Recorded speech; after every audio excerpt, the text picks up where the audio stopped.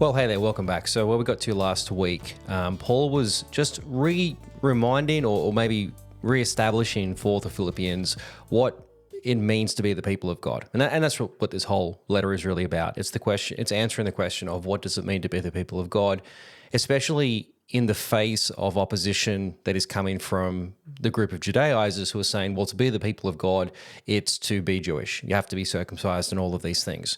So we talked a lot about that. And so Paul's response to that, or his, what for Paul is the actual signifier or what it actually means to be the people of God, is that you're in Christ.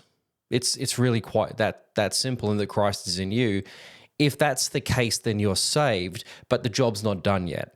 You're saved, but you're still being saved. It's a process of sanctification. And actually, the sanctification process is the most important process. Yes, of course, being saved and coming into the kingdom is an essential first step, but it actually then requires work. It requires a journey. It's a process of maturity. And what he draws on is language that was very familiar to a first century audience, which is language from an educational context where a philosophical school or a philosopher or an orator would have a group of students, and what the teacher would become to them is an exemplar. They would become the model to which the students would look towards. And so what that means then is that the students of that teacher would look to their teacher as a father figure, really, but as somebody that they're striving to become like. In fact, one of the greatest compliments a student could ever receive is that somebody would say, "You remind me exactly of your teacher. I see you, and I just see your teacher all through you." And so that's the greatest compliment you can get. In fact, there was stories, anecdotes of students who would they would go out of their way to imitate the walking style. They would bend their backs or posture themselves and walk in such a way that they walked exactly like their teacher, that they would talk like their teacher, that you would almost be mistaken for thinking that you're actually looking at the teacher, not just by their actions, but the way that they sort of conduct themselves, or the way that they even looked like their teacher. And within that, there was a fierce rivalry that goes along with schools. In the same way that in a modern context, you might be fiercely loyal to your political party or to your particular ideological party or your religious group. That was what it was like for teachers. Students would be fiercely loyal to their particular school. It'd be like you go to a particular university and you wear the clothing, and you're very proud of the fact that you're part of that university. Those are your people. That's your fraternity. That's really becomes your identity. You're a graduate of that particular place, and that brings with it its own set of status. Well, that was the same case for a teacher.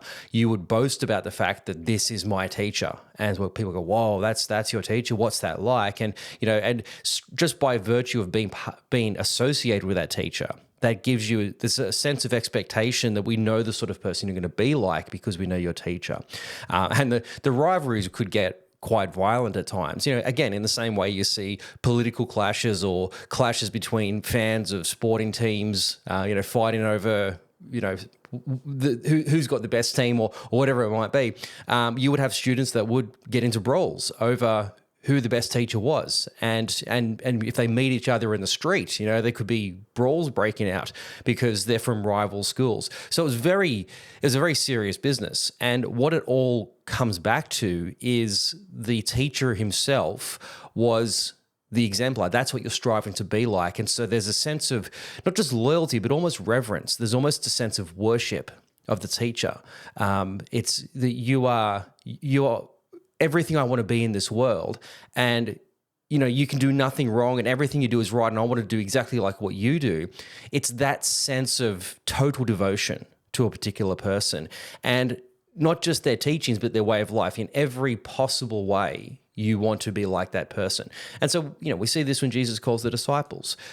He says, come and follow me, not come and sit in my classroom. He says, come and follow me, do the things that I do, imitate the things that they imitate. And, there's even points of rivalry and really sort of being very defensive of their teacher. If you think about Peter in the garden, when the people are coming to arrest Jesus, and he pulls a knife and starts hacking it at the people that are trying to arrest Jesus. There is that sense of loyalty and devotion that comes along with that. And, there was even rivalries between the disciples of John and the disciples of Jesus, or the disciples of Jesus and the disciples of the other Pharisees. You have these schools that are associated with these teachers, and this is my teacher. My teacher chose me, and that sort of gives it that added sense of status.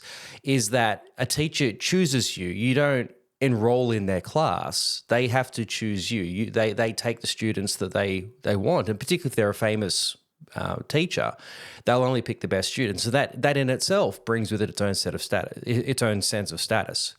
So that's what the language around education was. And so Paul's really starting to unpack that idea, because what the student is doing is, it's a young man, and it's only men that get educated, but you think about a young man, 17, 18 years old, who's about to step into his grown up, quote unquote, life, his adult life, and he's going to move into his career and his family and all these things.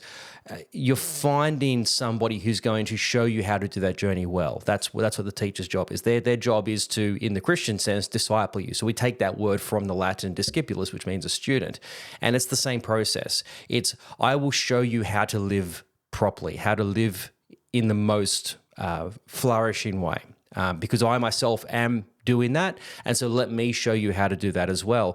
And so the student comes into that recognizing that this is the journey of their life. It's not something that they can just pick up in a year's worth of classroom studies, but it's something they have to commit to every single day for the rest of their life. And the reason why you need a teacher is so much more than just, well, give me the information I need to know, then I'll go and do it for myself. No, I want to walk with you and imitate you so that I can become like you, because I see in your life the sort of life that I want to have for myself. And so it's much more as what we might call a mentoring type of relationship, or an apprenticeship sort of relationship that we're talking about here. So that's what Paul's talking about in the sense of the Christian life. It's the same thing. Our goal is maturity, but Paul presents that as a journey, not as you've become a Christian, so that's it. It's all done. There's nothing else to do now. No, that's just, you've just entered onto square one, and now you've actually got to play the game. Now you've actually got to see this thing right through to the end. That's what the Christian life is about. And he uses this word to describe it, this word telos, which means a goal. Christianity is a goal. It has a goal, and that goal is Christ, is Christ-likeness. And so as we pursue that telos, we ourselves become like the thing we're pursuing. We become the teleos, which is to become mature. And so maturity, as they would understand it, is to become like the thing you're pursuing. And so that process, the verb for that is the verb teleo, which is to pursue a goal, is to have a target and to pursue that. And it's not a sprint race, it's a marathon. It's running for the rest of your life towards this thing, and never wavering, never steering off course, never, being distracted. It's focusing solely on this thing and pursuing it with all of our energy and all of our effort, so that when we never going to achieve it. That's the crazy part. We never actually get there, but it's the pursuit that is the point. And this is the thing we have to keep in mind about Christianity, is that we're never fully Christian. We're never fully perfected. Christ is, but we're not Christ.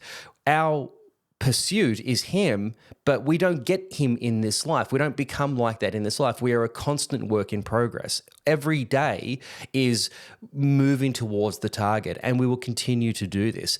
And so if we set these goals, or if we set these markers like circumcision, for example, then it gives us the sense that, we've already done the job.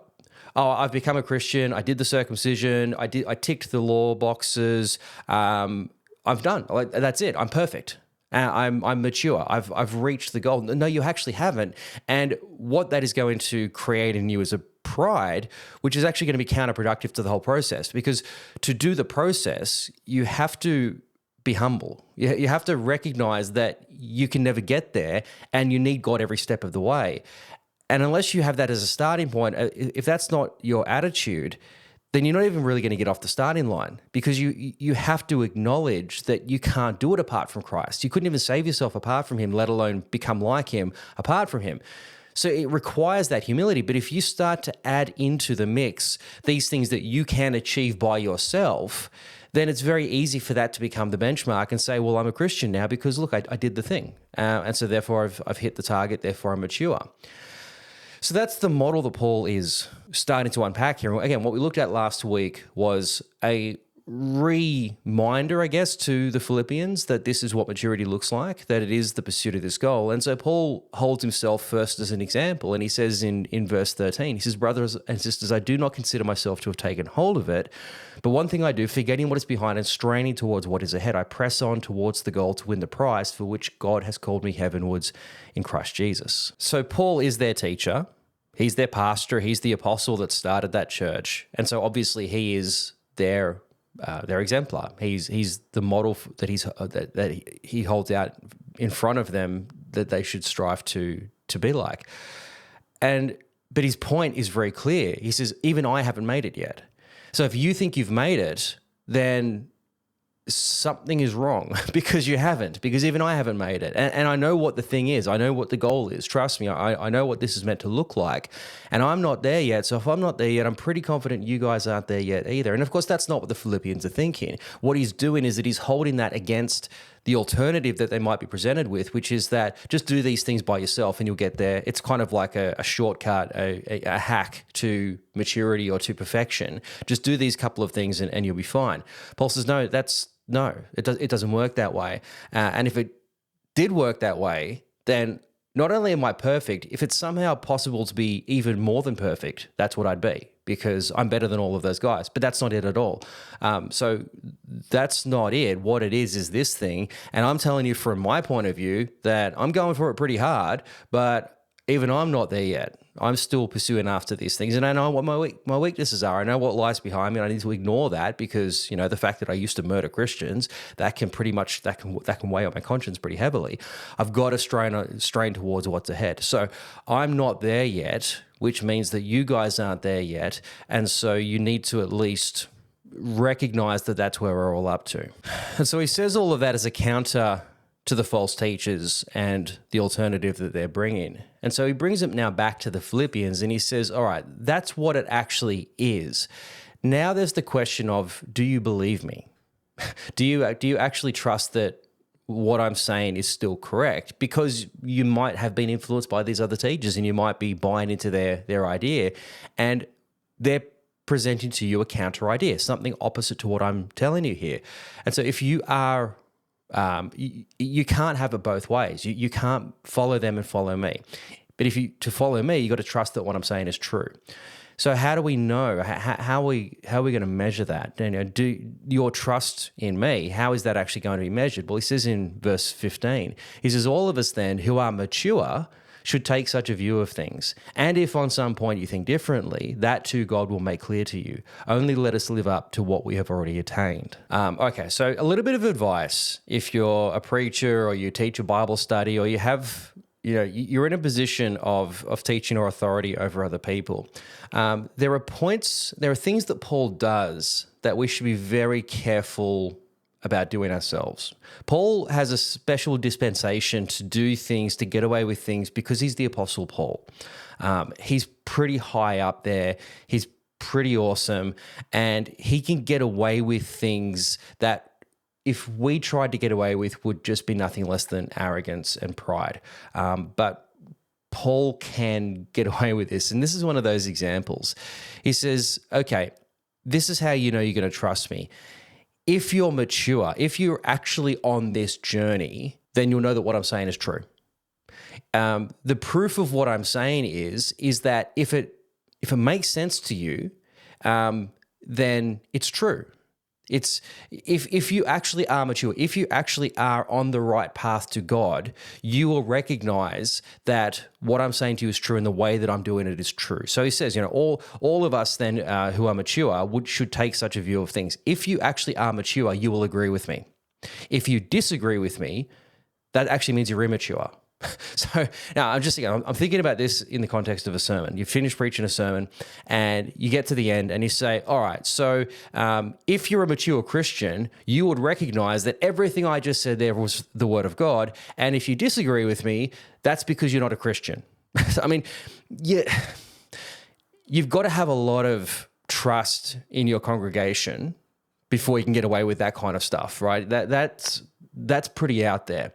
Paul, again, he can get away with it because he knows that what he's saying is absolutely true. And so he can honestly say that if you are truly a mature Christian, you will recognize that what I'm saying is true because this is Christianity that I'm talking about. So it takes one to know one. You're only going to recognize it if you're part of it. If you don't, that's an obvious sign that you're an outsider. So he can get away with that. And so that's really the proof. I'm talking to you guys, and I don't need to prove this. If you're actually a Christian, you'll agree with me. And so that's it.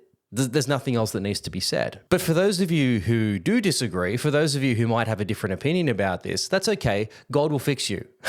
God will change your mind. So again, just think about your sermon. You finish the sermon or you finish your Bible study and you get to the end, you say, look, all right, if you disagree with me, that's because you're not a Christian, but that's okay. God will change your mind because I'm on the right side here. You might be right. You might be seeking the truth and you might be able to honestly say that this is the truth and God will testify to the truth if it is the truth. And if you disagree, that's because you're wrong and you're not a Christian, but God will change your mind. You can get away with that, but boy, it sounds arrogant. Again, just there are things that Paul can say that we just need to let him be able to get away with and maybe be very careful about exactly how much, ironically enough, we actually imitate Paul in some of these circumstances. But it is really an important point that he's making here. He says, if you're truly mature, you'll agree with me. What are you agreeing with me? What are you agreeing with me about? Well, it's that Christianity is a journey, that we're actually on a path, that we can't add anything to this just to make ourselves mature overnight. It is actually a journey of transformation.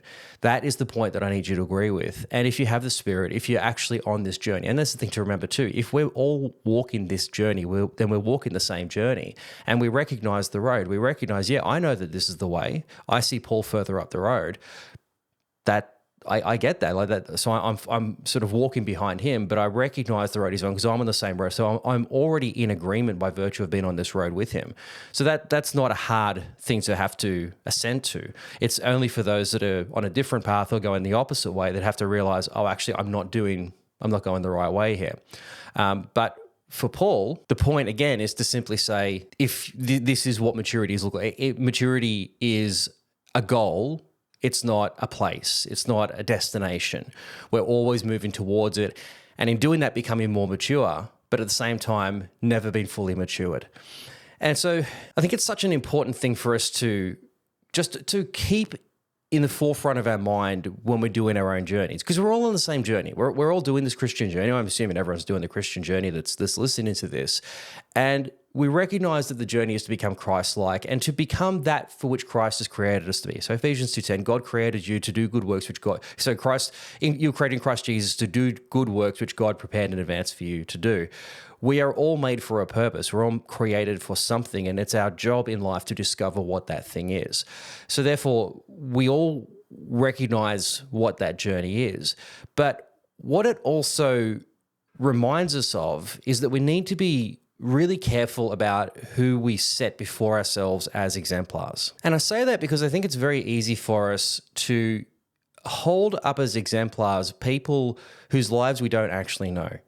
And I'll use myself as an example. So I remember when I first became a Christian, I was 19, and I was just looking for role models. I mean, people that age generally are looking for role models. They're sort of coming into their adult life and they want people that sort of can help lead the way, show them, be the bigger brother or the father figure or whatever it might be.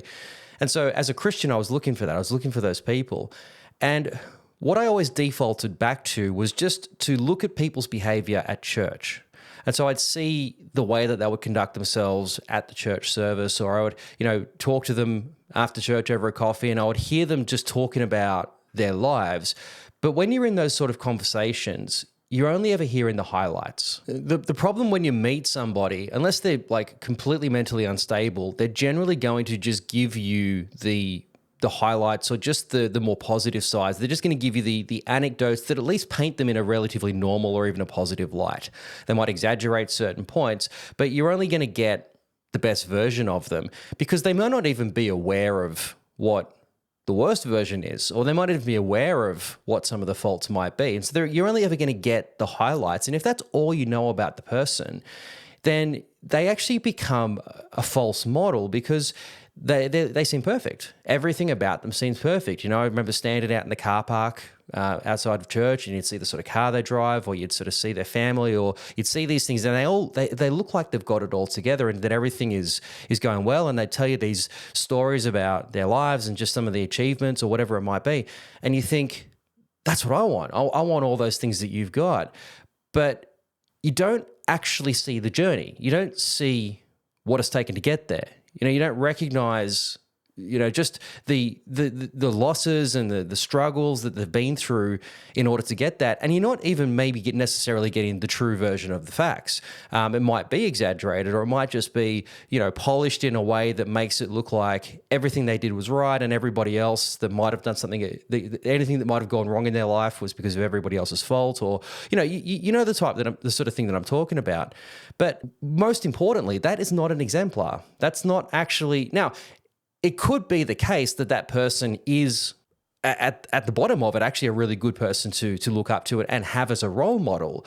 But if you're building it just on that surface, superficial level, then you're not actually getting the whole picture, and you're actually setting yourself up for complete failure, because you can never be that. And even if you could achieve some of the things they've achieved, you think, well, you've got it, so I should have it. And so not recognizing the decades that it maybe took to get them there, or the certain skill set they have, or the intelligence they have, or whatever it might be, the things that it took them to get there, you may not have those things, but you've set that up as a benchmark for yourself. And so inevitably, when you don't achieve that, you think to yourself, well, maybe I'm a failure. Maybe I've been let down here, or I've failed somehow because I'm not like what this person is.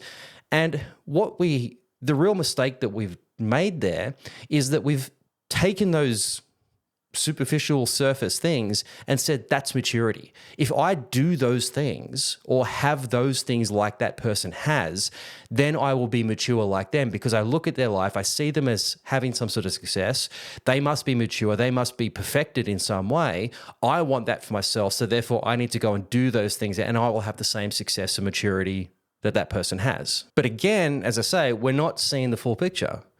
We're not seeing the whole thing that's gone on to make that possible in the first place. We don't actually know that person, really.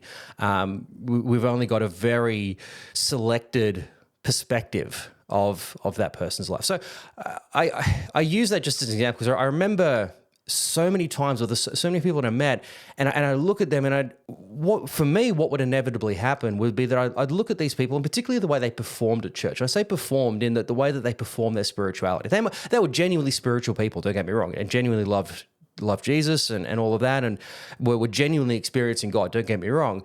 But it was also very performative. It was also very, they're making sure that everybody knows how spiritual they are by the way that they conduct themselves in the service, or the way they talk about their experiences with God. And again, I'm not to take away from what they might have genuinely been experiencing, but just the way that it was presented, again, was very, it just, at least for someone like myself who was just brand new, eager to learn, I'm taking all this going, that's what I need to be like as well. And so modeling myself against that, but also inevitably feeling like a failure because I'm actually not that. I didn't have the success, and I couldn't even see how I could get the success that these people have, or so therefore I must be a failure financially, or in my career, or in my relationships, or I see people in their spiritual life, and it's like you talk about the way that you have your relationship with God, and I just don't have that same thing. I just don't experience things the way that you do. There must be something wrong with me. And again, I'm trying to base my goal on something that's not real, or something that is not achievable, something that is not attainable, because what it doesn't take into account is the entirety of everything else that's going on in that person's life that maybe help them to get to where they genuinely are, or maybe a lot of other things that they're covering up by this show of success and superior spirituality and all of these kinds of things. So the point is really quite simple, is that we need to be looking for exemplars, but we need to go deeper with the way that we do it. It can't just be the surface level, here's, what I can see from a distance, I mean, social media is the worst for this, isn't it?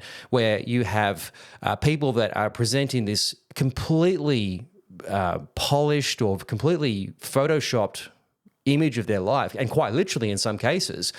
And you look at that and you go, well, that's what I need to be like, but you don't even know who this person is. You don't even know if that's their real name, if they're even a real person or if they're an AI creation. But we use that as our benchmark, as our exemplar, and we inevitably fail. We will always come up as a failure because we simply cannot be like that, because in a lot of cases that stuff just isn't real. And so we've set ourselves up for complete failure. So maybe what is true in the social media world can in fact be true in the Christian world as well, because it's just that human tendency. We're always looking for a role model. Even when we're not, we are. We're always looking for somebody that inspires us, somebody who gives us a picture of what life can be like and what we could potentially achieve. We're always looking for that. And it might be a few different people. It doesn't even have to be one person. Go back to the ancient educational system, there would be a teacher, but there would be other role models as well. There'd be other mentors that would create this overall picture of what the holistic life should look like. For us too, we gravitate towards somebody we look up to, and it could be several people in several different fields that are showing us something that is achievable in our own life. So we desire after that, but we need to be so careful about how we cultivate it. If we're just looking at the surface level, we inevitably set ourselves up for failure. So what is the solution to that, at this point that I guess I'm getting to, is we need to get into their lives. We actually need to know who these people are. And what I found was so interesting, after a while as a Christian, again, initially it was always just looking at the surface level, but then I started to get to know particularly some of these older people in the church, and go and have a coffee with them or go and have a meal with them and just get to know them a little bit better and start to hear a bit more of the unvarnished versions of themselves, and to see, oh, you're actually, wow, you're human. You're not this perfect person that I see on the other side of the church hall. You have struggles, and you have issues going on, and you've made mistakes, and you start to hear their life, and particularly, and this is the other thing you're looking for in an exemplar. So this feels like a bit very pastoral. You have to. We'll get better next week. For somebody to be an exemplar, an effective as an exemplar, you need to see their whole life. You need to see the whole journey, and one of the characteristics you're looking for in an exemplar is somebody who's humble enough to be honest with you about all the things. They're not going to hide their successes, but they're also not going to hide their failures. You want somebody who is just real, who's not ashamed to point out, you see these great things over here. Let me tell you about the cost that came, or let me tell you about where I've come from, or all the mistakes that I've made to have this seeming success. You want that in a person. You want them to be real, because the most relieving thing about that is to realize that I'm not perfect either, and it's not about me being perfect or never making mistakes. Oh, actually, those mistakes that I've made are actually quite normal, and can actually even, in some cases, lead to success down the line. So again, all to say, as I started to meet these people and started to get to know them more in a more real way, I felt so much more inspiration. I felt so much more encouragement from that sort of thing than I did from the surface level stuff. In fact, I started to realize the surface level stuff, not that I was ever critiqued it or was critical of it, but just started to, okay, I'm just going to take that with a grain of salt. And if I really want to know what is behind that person's public surface sort of success, if I really want to know the reality of that, I know I need to get to know that person. And unless I'm willing to do that, I'm just going to take all of that stuff with a grain of salt, because I don't know the context of it. I don't know enough about it for that to actually be of any substantive value for me in my own journey. And so he says in verse 17, join together in following my example, brothers and sisters, and just as you have us as a model, keep your eyes on those who live as we do. So Paul can very confidently put himself forward as an exemplar. He says, follow my example.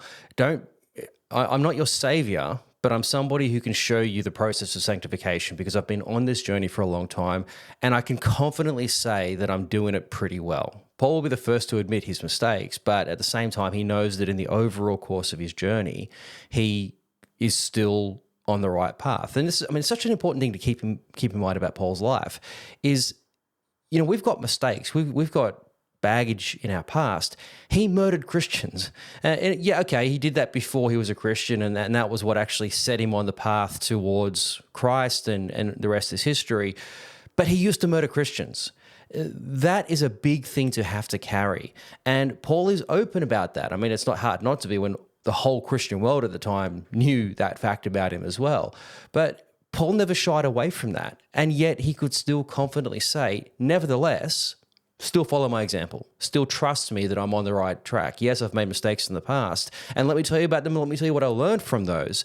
But also trust me that I am on the right path and that I'm somebody that you can follow after. But he says, just as you have us as a model, keep your eyes on those who live as we do. So when we're looking for an exemplar, it's not just about one particular person, but you're looking for a community of people. What might be good for one person is that's fine, but is it working for a lot of other people? If Paul is saying, here is a way of life that has been working really well for me, but don't just take my word for it. Look at all of these other people as well who've done the same thing and have had the same amount of success. And it was going to, at the very least, add weight to my own claim that this is the way to go. And so we're not just looking for the one person, we're looking for a group of people, we're looking for a community of people who've all applied the same principles, lived the same way of life, and have seen the same success. What that would at least do is to increase the data and increase the evidence that this is the right way to go.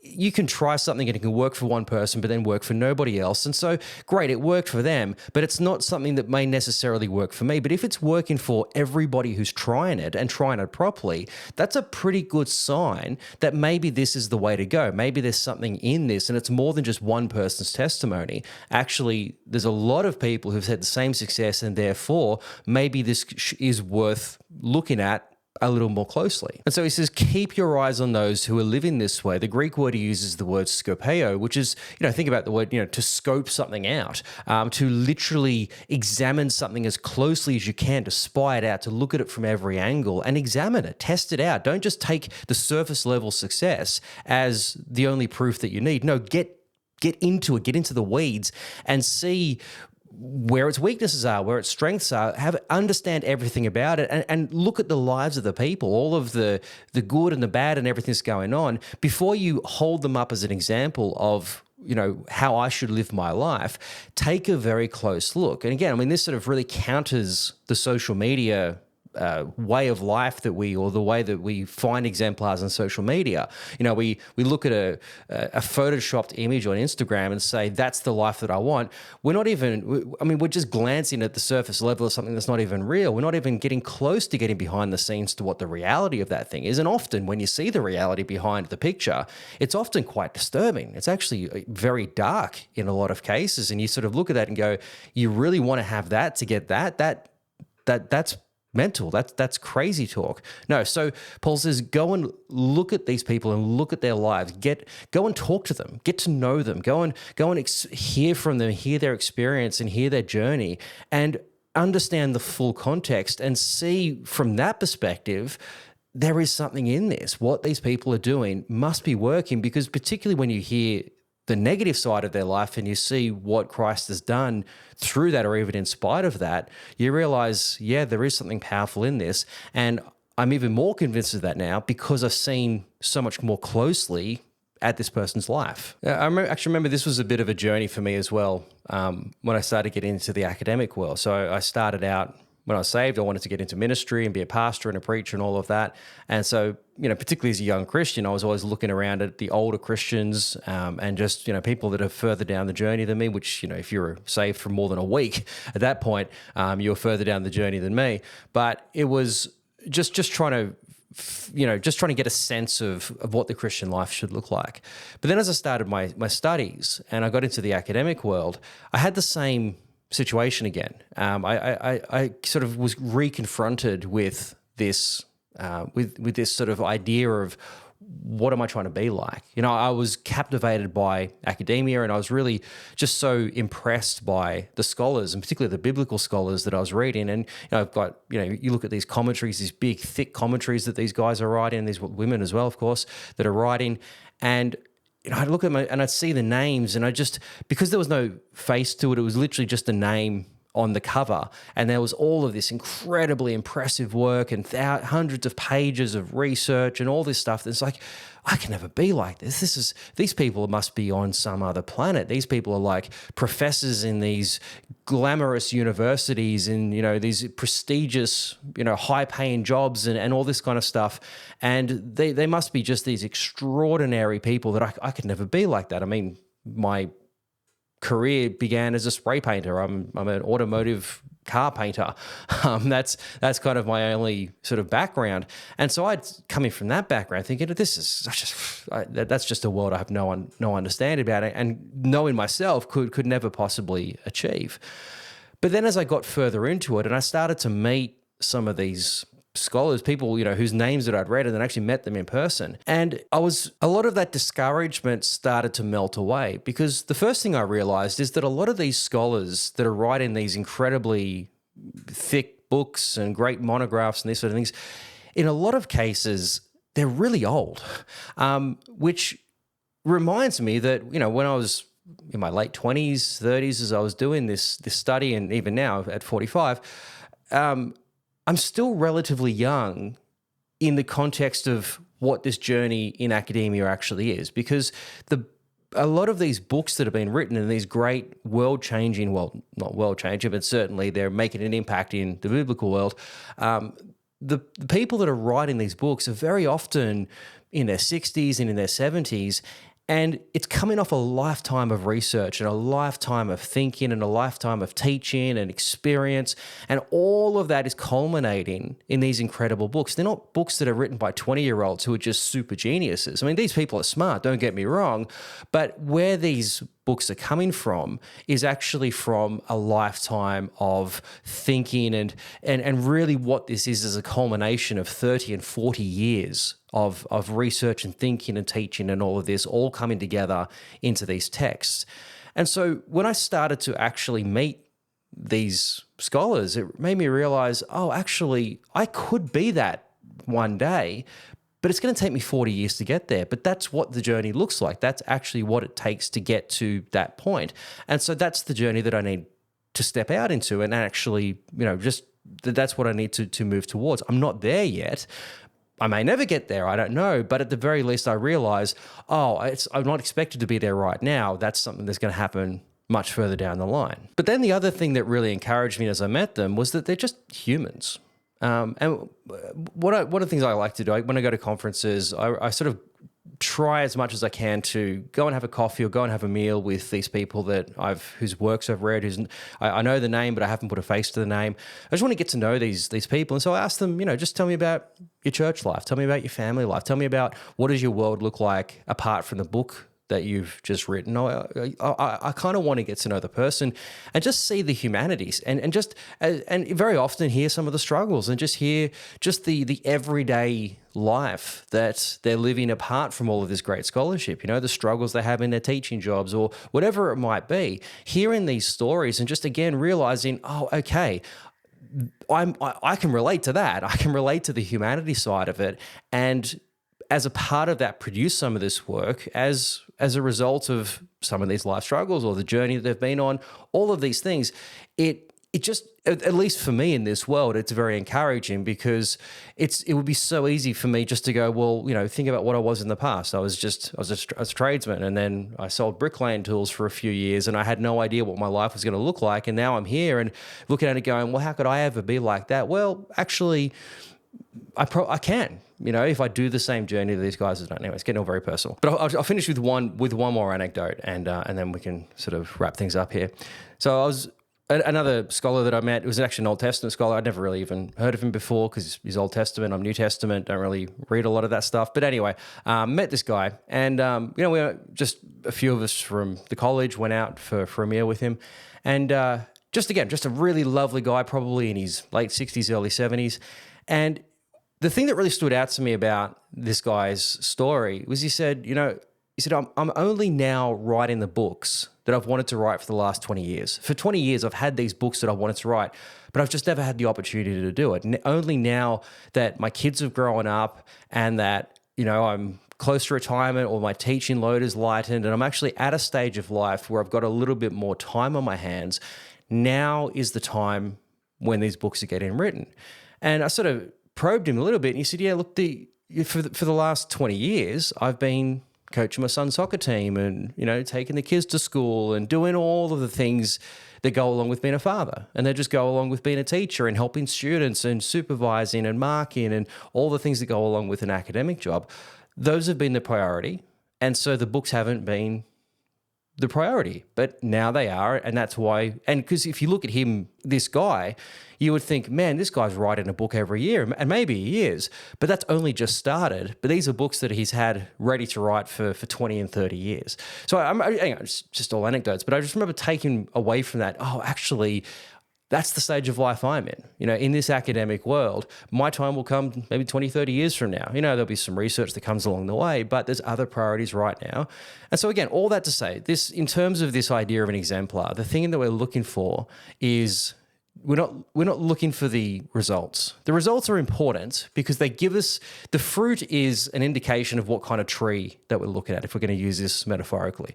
If I see apples on a tree, I know that that's an apple tree, but that doesn't tell me much about the health of the tree. Yeah, sure, you've grown some apples, but there might be a whole lot of things. How did you get to that point? All right, metaphor starting to fall apart. Put it back to a person's life. You need the external signs. You need to see the successes. You need to see that this person seemingly has things together as at least a sign that this is a person who might be worth your attention, somebody who might be worth this scopeo that Paul talks about, to examine more deeply, get to know them a little bit better. If their life is falling apart, if they're, just everything about their life is just a tragedy, they need help, but they're probably not the sort of person that you want to be taking life skill advice from. They're probably not about to start a career as a life coach. You want the person who's got some relative success as at least as an indication that there's something that this person has done that has brought them success. There's something that I could probably learn from this person if I want to have similar sort of success. That's your first sign, but then it's actually the point to get to know the person, to actually go deeper into their life and get to know how they've come to be here and, learn from their mistakes as much as you can learn from their successes. And also within that, an exemplar is somebody you're looking at who's living a life of success, and you want to live a life of success, but you've also got to recognize what success looks like for you. Man, this is getting pastoral, but I will finish on this pastoral point. When you're looking at the Instagram cultivated version of a person and saying that's what success looks like, well, if we're talking about body image, the first thing that's probably impossible is that you simply don't have that body, or that person's particular financial context, or wherever they happen to might live, or there are certain things that already preclude you from having the same success, the exact matching success that person has. You need to define what success looks like in your situation, but find the person who's done the journey to get to what they would consider success, which is to be what they're created to be. Well, if you know what you're created to be, then go and see the people, go and sit and learn from the people who've done the same sort of journey to get to that success, to recognize, well, that's what I need to do to get to my own success, if any of that makes sense. Anyway, so Paul's point through all of this, he says, look at me as an example of what the Christian life looks like. And what the Christian life looks like is that we're doing a journey. And so when you look at my life, you're not looking at my successes. You're not looking at the fruits in my life. As important as those things are, that's not the primary thing you're looking at. You're looking at me in the way that I'm walking down the path. You'll notice that there's times when I trip over, but you'll just see me get back up again. You'll notice that I don't deviate off the path, that I'm focused on that path, and that I'm taking every step towards that goal. That's what I want you to imitate in me as well, because we're all walking towards that same thing, which is Christ likeness, which is the process of this sanctification. Well, anyway, that was very pastoral. Hopefully it was helpful. We're nearly finished Philippians. I reckon probably next week or another week or two, and we will be through this letter.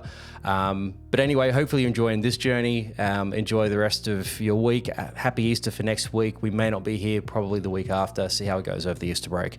But otherwise, have a great week, and I'll see you very soon. All the best.